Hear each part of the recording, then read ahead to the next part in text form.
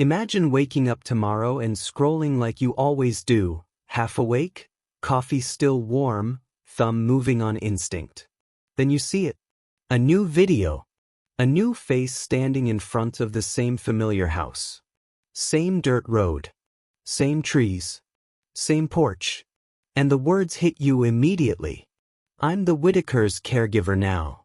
Before you even have time to process that, there's another line. Urgent. Pressing. Emotional. They need donations immediately. That's not internet drama. That's danger. Because by 2026, the Whittaker story is no longer just about poverty, isolation, or a family living outside modern systems. It's about a vacuum. And vacuums don't stay empty for long. They get filled. Sometimes by people who genuinely want to help. And sometimes by people who know exactly how to turn confusion into control. This is where we are now. Not in the past. Not in old clips. Not in recycled outrage. We're in the aftermath phase. The phase where silence creates opportunity. And opportunity attracts the wrong kind of attention. So before we go any further, let's ground ourselves in reality. The Whittakers did not ask to become symbols. They did not ask to be case studies. They did not ask to be content. They lived the same way for decades, largely unseen, largely untouched, until the internet discovered them. And when that happened, the rules of their lives changed overnight, even though they never agreed to play by those rules. Attention doesn't just bring awareness. It brings traffic. It brings entitlement. It brings people who feel ownership over a story that was never theirs.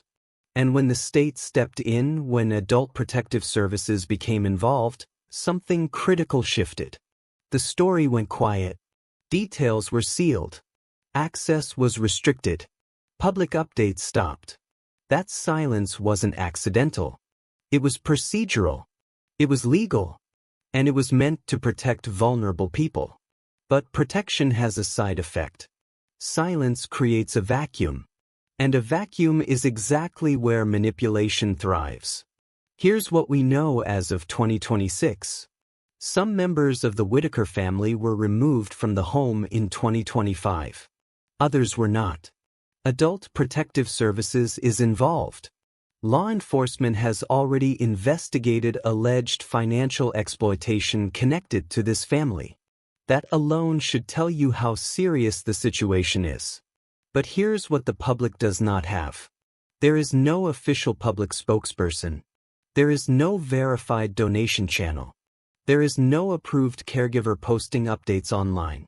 That absence is not an invitation. It is a boundary. And boundaries are the first thing scammers try to erase. Because if there is no official voice, anyone can try to become one. If there is no clear channel, anyone can invent one. If there is confusion, someone will step forward and say, "I'll explain." That's how this starts. Not with force. Not with paperwork. With confidence. I'm helping them. They asked me. They trust me. They don't understand technology, so I'm handling it. Those phrases sound harmless. Compassionate, even. But they are also the most common opening lines in exploitation cases involving vulnerable adults. And here's the part most people don't want to confront. A person does not need legal authority to cause harm. They only need access. Access to the property. Access to the people. Access to your empathy. That's it. They don't need to be appointed by a court to start collecting money. They don't need a title to create a donation link. They don't need credentials to tell a story that sounds believable enough to move people emotionally. Because exploitation doesn't start with documents. It starts with narrative control.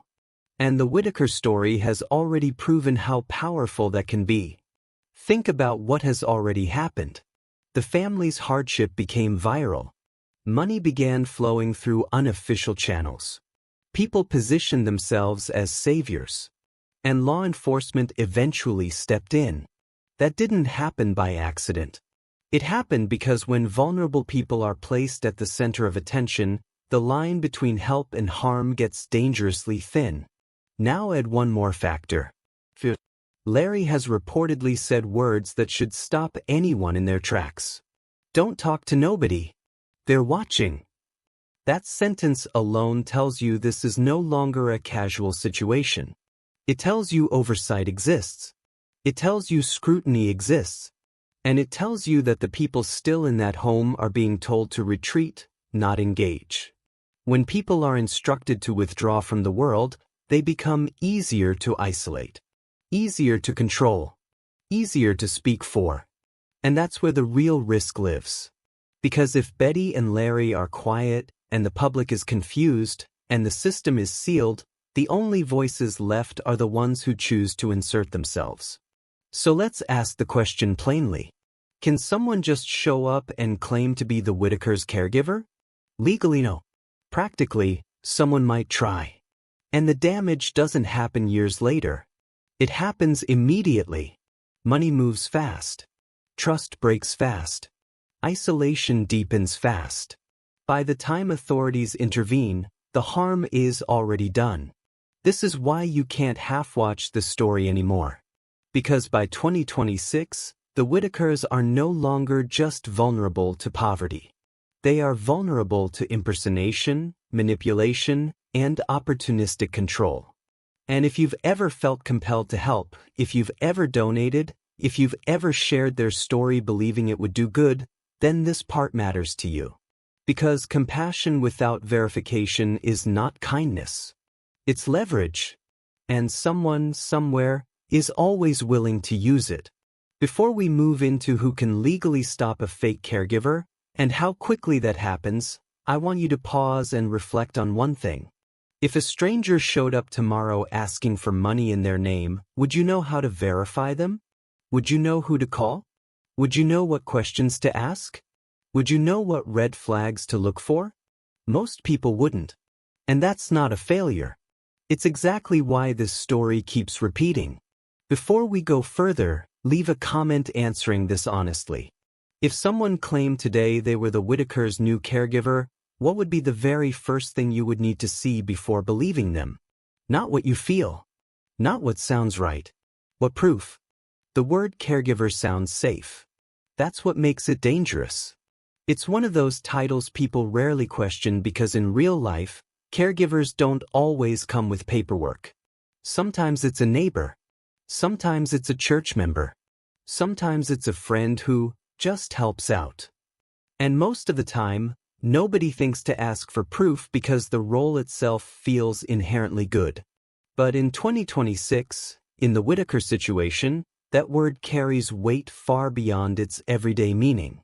Because when Adult Protective Services is already involved, when law enforcement has already investigated financial exploitation tied to this family, when confidentiality rules are actively shaping what the public is allowed to know, the idea of a new caregiver is not casual.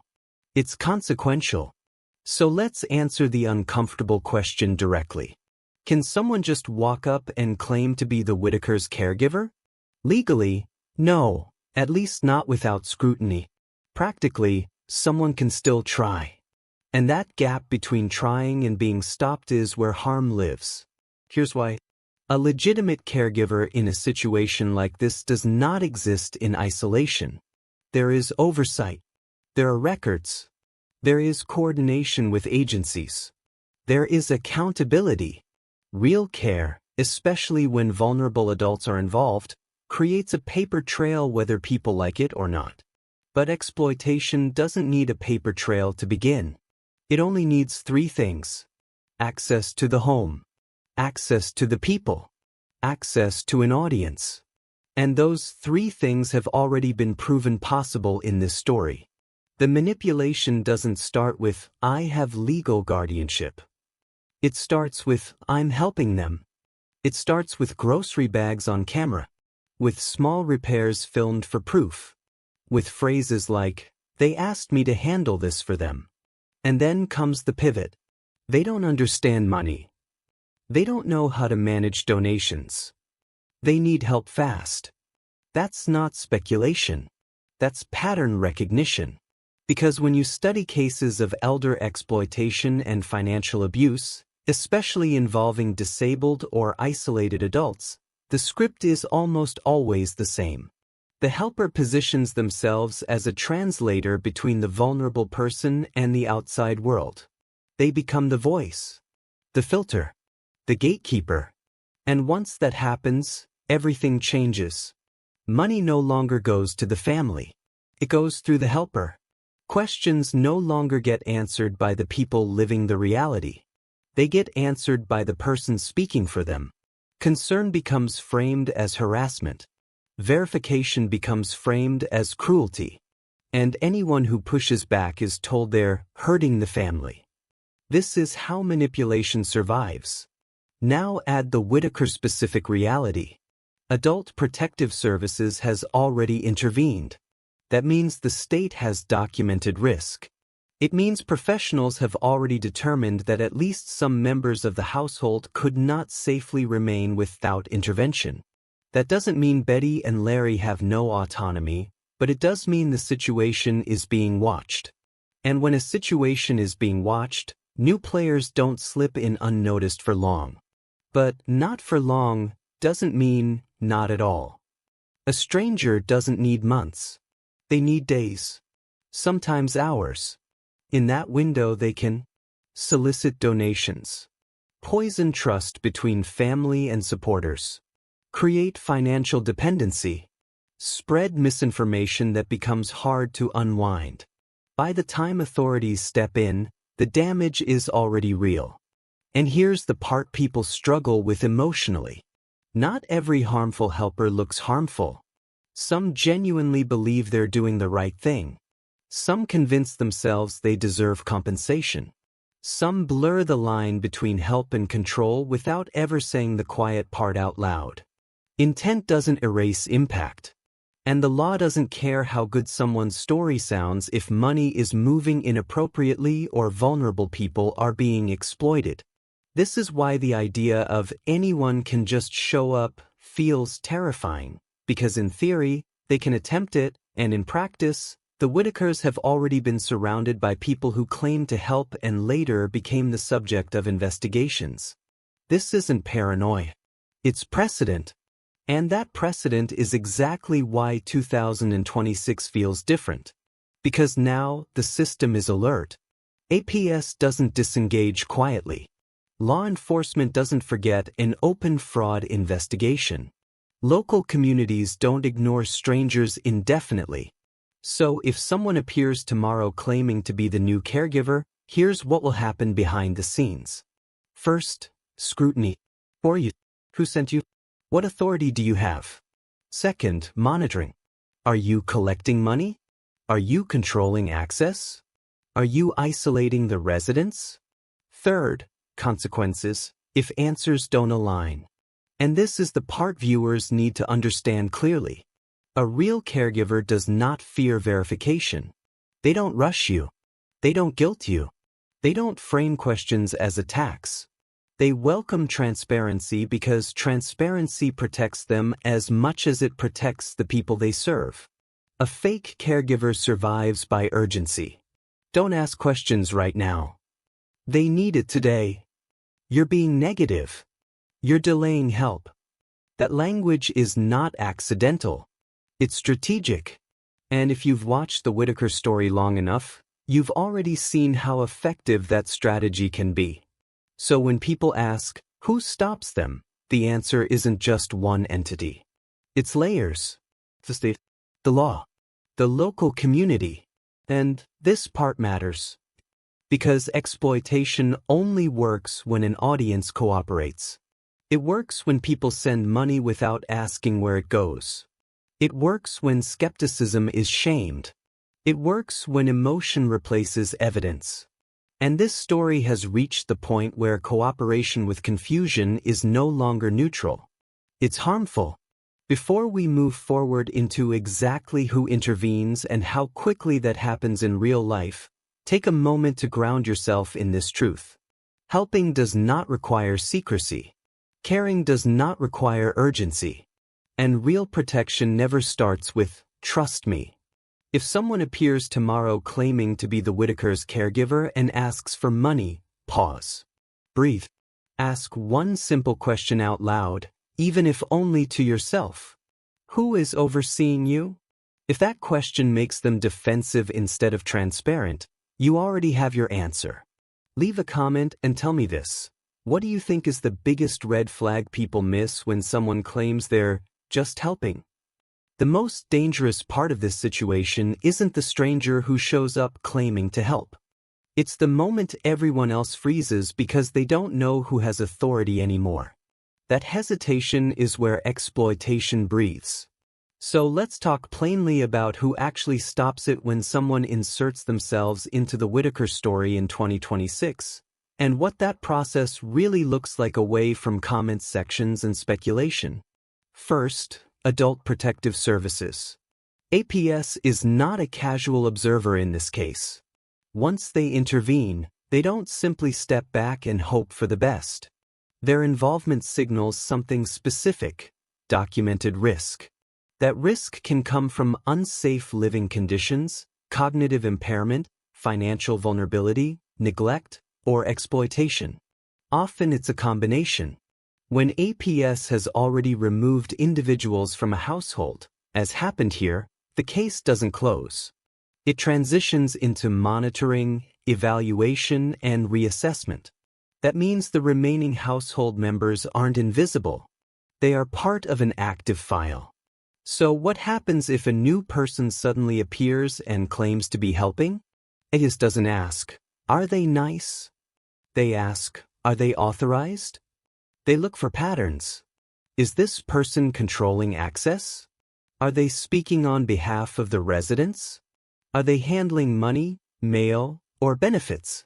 If the answer to any of those is yes, scrutiny increases fast. And here's the part most people don't realize. APS doesn't need proof of theft to act. They need proof of risk.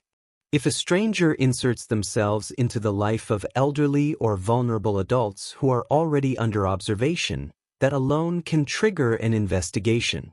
Because the law recognizes something the internet often forgets: exploitation doesn't begin with a crime. It begins with opportunity. Second, law enforcement. The Whittaker situation is no longer theoretical for police. There has already been a public fraud investigation tied to fundraising and exploitation connected to this family. That changes how future complaints are handled. If a neighbor, a social worker, or even a concerned citizen reports that someone is soliciting money or goods for the Whittakers, police don't start from scratch. They reference prior history. They ask harder questions sooner. And this is critical. Law enforcement doesn't need to wait until money is gone. Financial exploitation statutes allow intervention when there is reasonable belief that a vulnerable adult is being manipulated or coerced into decisions that benefit someone else, especially when money, access devices, or donations are involved. So when someone claims to be the new caregiver and starts asking for funds, they aren't operating in a vacuum. They're stepping into an environment where authorities are already alert. Third, the community. This isn't talked about enough, but it matters more than people realize. The Whittakers don't live in a place where anonymity protects outsiders. This isn't a rotating apartment complex with strangers coming and going. This is a rural area where unfamiliar faces stand out and neighbors know when something feels off. Locals have already seen what attention did to this family. They've seen cars pull up, cameras pointed, people linger where they shouldn't.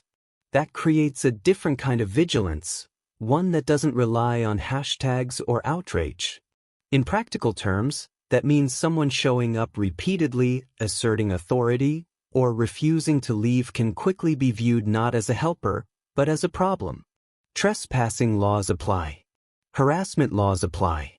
And when vulnerable adults are involved, tolerance drops. So no, someone can't just move in quietly and take over without friction.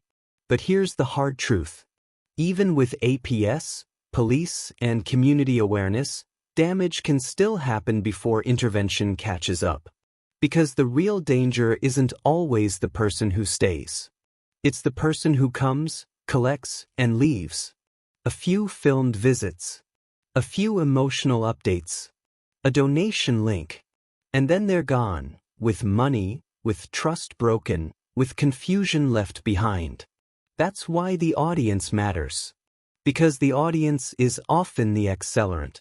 When people rush to donate without asking questions, they shorten the window between attempt and profit. When people attack anyone who raises concerns, they protect the wrong person.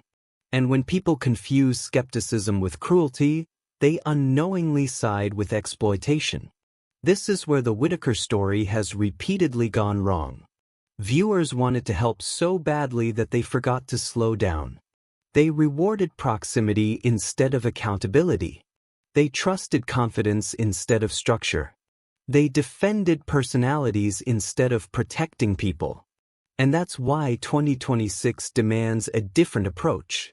If a stranger claims to be the caregiver, here's what should happen, step by step, in the real world. First, verification is demanded. Who authorized you? What agency are you coordinating with? What role do you legally have? Second, financial transparency is required. Are you collecting money? Where is it held? Who controls it? Third, boundaries are enforced. No filming without consent. No monetizing updates. No isolating the residents. If any of those steps are resisted, the situation escalates. And here's something important to understand emotionally. Legitimate caregivers don't bristle at oversight. They expect it. They know scrutiny protects everyone involved. They know documentation shields them from accusations. They know that in cases like this, transparency isn't optional, it's survival. Only someone with something to hide treats accountability as an attack. Now let's talk about the most uncomfortable part of all. Why some people want to believe a new caregiver story without proof. Because it feels like resolution. It feels like relief. It feels like someone has finally stepped in. And emotionally, that's understandable. This story has been heavy, unresolved, and exhausting. People want a hero. They want an ending where help arrives and everything stabilizes. But exploitation thrives on that exact desire. The promise of relief. The illusion of control. The comfort of believing someone else has it handled. Real help is boring by comparison. It's slow. It's regulated. It's frustratingly quiet. And that quiet is often mistaken for neglect, when in reality, it's protection. Which brings us to the most important truth of this entire discussion. The Whittakers do not need a savior. They need boundaries. They need systems that protect them even when the internet is bored. They need oversight that doesn't disappear when views drop. They need supporters who understand that not knowing everything doesn't mean nothing is being done. So if someone shows up claiming to be their caregiver, the question isn't, are they helping? The real question is, are they accountable? If the answer to that is unclear, the safest response is distance, not donations. And that's where we leave this part of the conversation. Because in the next section, we're going to talk about you, the viewer, and the exact choices that either shut these schemes down or keep them alive. Before you scroll, before you share, before you donate again, think about this and answer honestly in the comments. What do you think is harder for people? The idea that someone might be exploiting the Whittakers, or the idea that there may be no dramatic update at all? Now we have to talk about the one piece nobody likes to examine, because it puts responsibility back on the audience. Not on the strangers. Not on the so-called caregivers. Not even on the system. On the people watching. Because the truth is this: exploitation doesn't survive without participation. And participation doesn't always look like intent. Sometimes it looks like hope. Sometimes it looks like empathy. Sometimes it looks like wanting to believe that this time, it's different. That's where things quietly go wrong. When a new face appears and says, "I'm helping now," the story instantly becomes easier. It gives the brain closure. It replaces uncertainty with a character. And once a character exists, people start filling in the blanks for them. They assume motives. They project goodness. They defend before verifying. And in the Whittaker story, that pattern has repeated itself over and over again. Someone shows up. They say the right things. They appear close to the family. And the audience decides that proximity equals legitimacy. But proximity has never been proof of protection. In fact, in vulnerable situations, proximity is often the first warning sign. Because real care doesn't require an audience. Real care doesn't demand belief. Real care doesn't collapse when questions are asked. Let's talk about how viewers unintentionally create the conditions scammers need. First, urgency addiction. When someone says, "They need money now," the clock starts ticking emotionally. People feel pressure to act before thinking. And urgency bypasses logic faster than any lie ever could. It creates the illusion that asking questions equals delay, and delay equals harm. But here's the reality that's uncomfortable to accept. If a situation is so fragile that it depends on immediate, unverified donations from strangers, then something is already wrong. That's not sustainable care. That's crisis exploitation. Second, moral intimidation. This shows up as language like, "If you cared, you wouldn't question this. Why are you attacking someone who's helping? People like you are the reason they suffer." That rhetoric is powerful because it flips accountability into cruelty. It reframes skepticism as heartlessness. And once that happens, people stop asking the questions that would actually protect the vulnerable. Real help welcomes questions. Fake help shames them. Third, personality over process. People don't fall for scams because they're stupid. They fall for them because they like someone. They resonate with their tone. They recognize their face. They feel familiarity. But care is not a personality trait. It's a structure. Who oversees the funds? Who tracks the spending? Who audits the claims? If the answer is, "Trust me," that's not care. That's risk. And here's where it gets even harder to confront. Some viewers prefer informal helpers because formal systems feel cold, bureaucratic, slow, impersonal. People want warmth. They want to believe a kind stranger can do what agencies can't. But warmth without guardrails doesn't protect vulnerable people. It exposes them. This is where the Whittaker story forces a hard lesson. The moments when the internet felt most emotionally satisfied were often the moments that created the most long-term damage. Because emotion moved faster than protection. Now let's talk about silence. In 2026, there's less footage, fewer updates, fewer voices speaking on behalf of the family. And that absence makes people uneasy. They interpret quiet as neglect. They assume something bad must be happening because nothing is being shown. But silence is not always abandonment. Sometimes silence is the boundary finally holding. When the state steps in, when confidentiality applies, when exploitation has already occurred, the safest thing that can happen is that the story slows down. That access is restricted. That information is limited. The internet hates that. Because the internet confuses visibility with care. But visibility has never guaranteed safety. In this case, it arguably did the opposite. So when someone tries to break that silence with a dramatic announcement, with new footage, with urgent claims, it feels like relief. It feels like life returning to the story. But ask yourself this. If silence was protecting them, who benefits when it's broken? Now we need to talk about the Whittakers themselves, specifically Betty and Larry. They are not influencers. They are not strategists.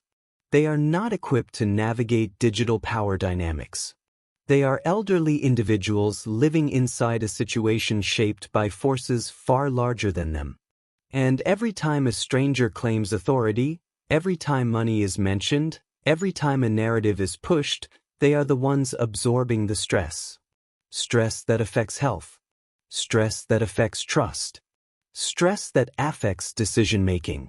And here's something that deserves to be said plainly, without accusation or drama. Even well-meaning attention can destabilize people who already live on the edge of capacity. Too many conversations. Too many opinions. Too many expectations. That's why isolation often follows viral exposure, not because people want to hide, but because engagement becomes overwhelming. So when people ask, why won't they talk? Or, why won't they confirm this? The answer may simply be, they are exhausted. Exhausted by scrutiny. Exhausted by pressure. Exhausted by the fear of saying the wrong thing and making it worse. And that exhaustion is exactly what exploitative personalities rely on. Because when someone is tired, confused, and isolated, they're easier to influence. They're more likely to accept help without questioning the cost. That's why the burden cannot sit only on the Whittakers to protect themselves. It has to sit with the audience too. Which brings us to the hardest question in this entire conversation. If no one new steps in publicly, if no donations are requested, if no updates come out, are people willing to accept that as the safest outcome? Or do they need a story to keep moving, even if that movement puts people at risk? Because here's the truth that doesn't fit neatly into a comment section. The best-case scenario for the Whittakers in 2026 may be boring. No live streams. No fundraisers. No strangers claiming control. Just slow, monitored, imperfect stability. That doesn't satisfy curiosity. It doesn't feel like justice. It doesn't create heroes. But it prevents further harm. And that's the trade-off most people struggle with. They want transparency and drama. They want safety and access. They want protection and constant reassurance. But you don't always get all of those at once. So if you truly care about this family, here's the challenge. Can you tolerate not knowing everything? Can you resist amplifying unverified claims, even when they're emotional? Can you accept that sometimes the most ethical response is to step back? Because that's how exploitation actually ends, not with outrage, not with new saviors, but with fewer opportunities to take advantage in the first place. Before we move into the final part, take a moment and reflect on this, then answer honestly in the comments. Do you think silence feels uncomfortable because it's dangerous, or because it takes the audience out of the story? This is where everything narrows down to one uncomfortable truth. The most dangerous moment in a story like this isn't when attention arrives. It's when attention gets bored.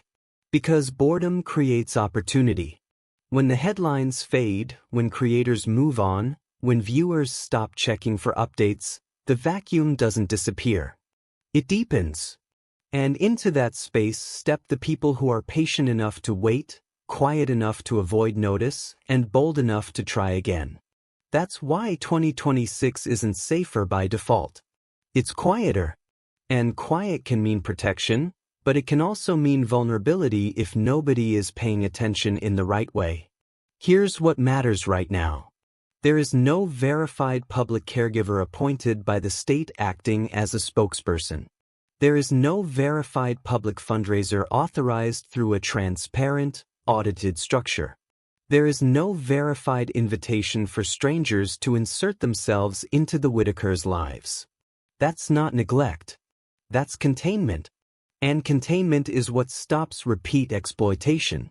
The moment someone appears online claiming, "I'm helping them now," that containment is being tested.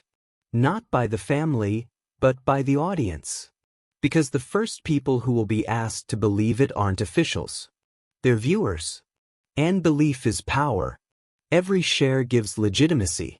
Every donation gives leverage. Every defense in the comments gives cover. So here's the line that cannot be blurred anymore. Helping does not mean access.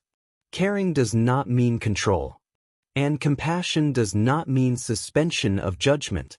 If someone truly wants to help the Whittakers in 2026, their work will look unremarkable. It will be slow. It will involve oversight. It will involve limits. It will involve professionals, not personalities. And most importantly, it will not require strangers on the internet to act immediately or emotionally. Anything else is a warning sign. Now let's talk about responsibility, because it doesn't end with "don't donate." Responsibility looks like this: refusing to amplify claims without proof. Asking where oversight exists, not just who is involved. Understanding that privacy can be a form of safety. Recognizing that vulnerable adults are not public resources. It also means acknowledging something else that's hard to sit with. You may never get a satisfying update. You may never know exactly where everyone is, what every day looks like, or how every decision is being made. And that's not because someone is hiding something from you. It's because those lives are no longer supposed to revolve around an audience. And that's the point. The internet helped create this problem by confusing awareness with entitlement. By treating suffering like a story arc instead of a condition that requires boundaries. Now the internet has one chance to not repeat the same mistake. That chance looks like restraint. Restraint in what you share. Restraint in what you believe. Restraint in how quickly you decide who the hero and villain are. Because exploitation doesn't always announce itself loudly.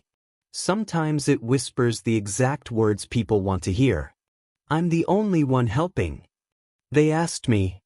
Everyone else failed them. They need this now. Those phrases don't signal urgency. They signal isolation. And isolation is where harm thrives. So if a stranger ever claims to be the Whittaker's caregiver and asks for money, attention, or trust, here is the standard that protects everyone. Proof before belief. Structure before sympathy. Verification before visibility. Anything less puts the family at risk again. This story doesn't need a new chapter written by someone chasing relevance. It needs fewer hands touching it, fewer voices speaking over it, and fewer assumptions filling in the gaps. Because sometimes the safest thing you can do for people you care about is not insert yourself into their lives, but protect the boundaries around them. Now the final question, and it matters more than any theory. If someone showed up tomorrow claiming to be the Whittaker's new caregiver, would you demand proof, or would you feel pressure to believe them? Comment below with your honest answer and explain why. Thank you for watching this video. Click here to watch another video that might interest you.